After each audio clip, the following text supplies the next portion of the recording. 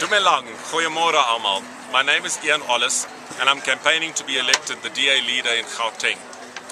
In the past, the Democratic Alliance has considered voters in terms of demographics, where they live, what language they speak, what cultural background they come from. But I want to suggest a new approach in the way that we deal with voters. If you look over my shoulder, you will see the workshop of a man who is manufacturing wooden furniture and household goods. He is trying to help himself by lifting himself up through doing work. These are the kinds of people that we need to support as the DA, because we have solutions that can help him. Instead of thinking of him as a voter in terms of his race, his language, his culture, we need to think of him in terms of being a small businessman or an entrepreneur. He's trying very hard to help himself.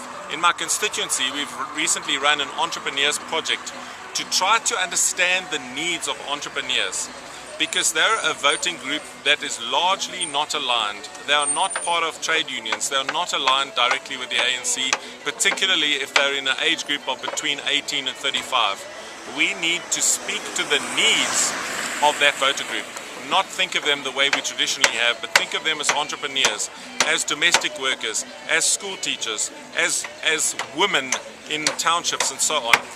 If we think of voters in these new ways, we will provide solutions that speak to their needs.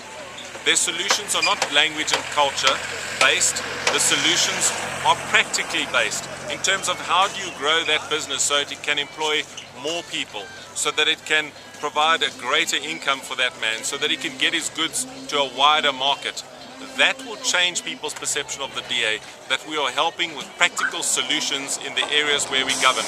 I ask you to vote for me as leader of the DA in Gauteng.